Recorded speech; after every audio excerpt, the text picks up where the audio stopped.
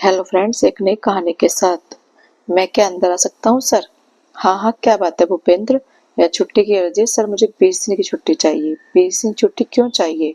अभी तो तुमने नई नई नौकरी ज्वाइन की और अभी छुट्टी चाहिए? हाँ सर पता है, पर मुझे शादी में जाना है। किसी शादी है? मेरी शादी है। मतलब हमारी? हमारी मतलब किसी और की भी शादी हो रही है क्या?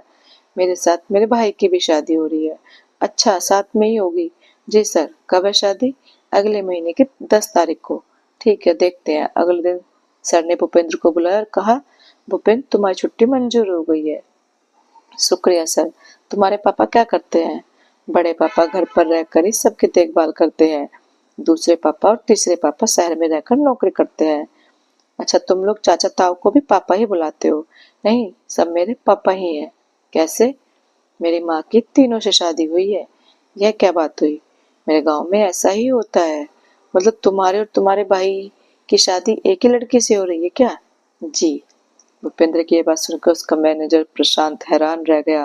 उसने पूछा, कहाँ है तुम्हारा गांव? दिल्ली से 400 किलोमीटर दूर देहरादून में 5 नाम का एक गांव है। वही मेरा घर है। जमीन भी है जिससे मेरे बड़े पापा दिलीप संभालते हैं। भूपेंद्र ने बताया। प्रशांत ने ज्यादा पूछना ठीक नहीं समझा, पर उसके जानने की जिज्ञासा और बढ़ गई। भूपेंद्र, क्या हमको अपनी शादी में नहीं बुलाओगे? आप आएंगे सर? हम जरूर आएंगे, तुम बुलाओगे तो क्यों नहीं आएंगे? फिर भूपेंद्र ने बड़े प्यार से प्रशांत को शादी का कार्ड दिया। प्रशांत को देश दुनिया घूमना, हर सभ्यता को जानना अच्छा लगता है। अगर वह नौकरी नहीं करता तो जरूर रिपोर्टर बनता। प्रशांत और उसका स्टाफ जब भूपेंद्र के घर जाने लगा तो बड़ी परेशानी हुई। रास्ता बड़ा ही उबड़ खाबड़, मुश्किलों से भरा था, पर खूबसूरत और रोमांच से भरपूर था। आखिर क्या वजह है कि यह प्रथा आज भी चली आ रही है? क्या होता होगा? कैसे निपटी होगी ऐसी शादी? यह सब जानने के लिए वे सब उतावले हुए जा रहे थे, पर उन्हें डर भी लग रहा था कि कहीं वे लोग बुरा ना मान जाए। गांव में बड़ी चहल पहल थी। एक प्यारी सी लड़की चाय नाश्ता लेकर आई। सर, ये मेरी बहन नंदिनी है। जीते रहो, प्रशांत ने नंदिनी से कहा। बगल के ही गांव में शादी थी, इसलिए सुबह 11 बजे बारात चल पड़ी। प्रशांत का मन रोमांचित हो रहा था। भूपेंद्र और उसका छोटा भाई बलबीर दोनों ही दूल्हे की पोशाक में जच रहे थे। शादी के सब रीति रिवाज, मंडप, उसकी सजावट, गाना बजाना हमारे जैसा ही था। शादी शुरू हो गई। पंडित जी मंत्र बोलने के साथ शादी कराने लगे। जब फेरों की बारी आई तो एक ही दूल्हे के साथ फेरे पड़े। पूछने पर पंडित जी बोले कि फेरे तो किसी एक के साथ ही होंगे, शादी अपने आप सबके साथ हो जाएगी। बहुत ही कम समय में शादी हो गई। भूपेंद्र हमें अपनी पत्नी से मिलवाने ले गया। प्रशांत जो उपहार लाया था लड़की के हाथ में दिया। वह बड़ी खुश थी। उसे देखकर यह नहीं लग रहा था कि वह 2 भाइयों से शादी करके दुखी है। प्रशांत ने सोचा कि भूपेंद्र के बड़े पापा दिलीप से कुछ बात की जाए। किसी बात की कोई तकलीफ तो नहीं? भूपेंद्र के बड़े पापा ने पूछा।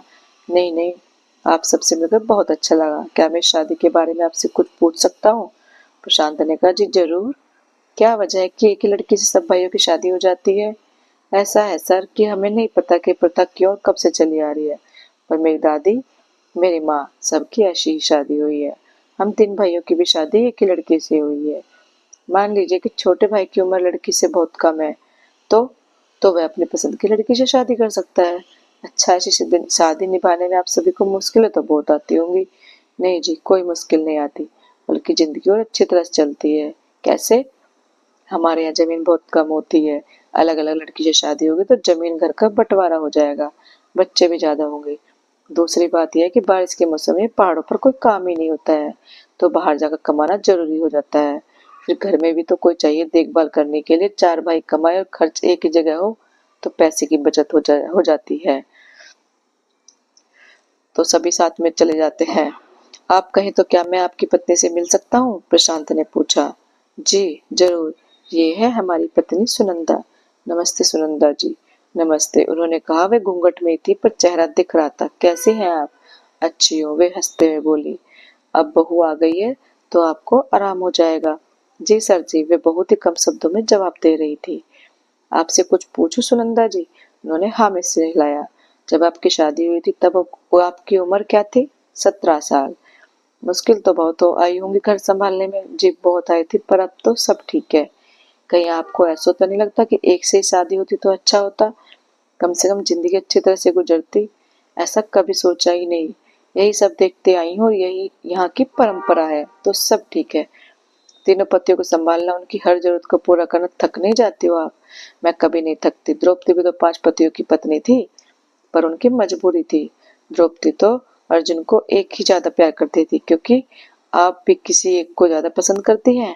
मैं सबको बराबर पसंद करती हूँ, सबका ख्याल रखती हूँ, नहीं तो पाप लगेगा। प्रसाद ने कभी पढ़ा था कि यूरोप में कहीं कहीं बहुपत्नी प्रथा का प्रचलन है। तिब्बत में भी छोटे छोटे गाँव में ऐसा होता है, दक्षिण अमेरिका में भी। पर हिंदुस्तान में तो एक गांव ही ऐसा है जहाँ आज भी हजारों द्रौपदी हैं। शास्त्री जी जो वहाँ के पुजारी थे, उनसे भी जानकारी मिली। वे कहने लगे, हम अपनी परंपरा से खुश हैं, हम इसे बुरा नहीं मानते हैं। प्रशांत को पता चला कि आज के पढ़े लिखे लोग भी इस परंपरा को बुरा नहीं मानते हैं। आज की पीढ़ी इस मुद्दे पर बात करने से झिझक महसूस ही नहीं करती है। दुख हो या खुशी आपस में बांट लेती है। ऐसा नहीं है कि एक ही जाति है जो इस परंपरा को मानती है। इस गांव में सभी जाति के लोग इसी प्रथा को निभाते हैं। अगर कोई लड़का इस शादी में नहीं रहना चाहे तो वह दूसरी लड़की से शादी कर सकता है। प्रशांत ने दिलीप जी से पूछा, आप भाइयों में से किसी बात को लेकर झगड़ा नहीं होता?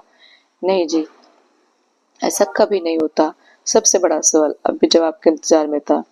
इस प्रथा का सबसे बड़ा उदाहरण पांडवों और द्रौपदी से जुड़ा ही मिलता है। इतिहास और पुराणों में कहीं भी इस प्रथा का कोई उदाहरण नहीं मिलता है। तो सवाल यह उठता है कि दूर हिमालय में बसे लोग इस प्रथा को क्यों और कब से मान रहे हैं।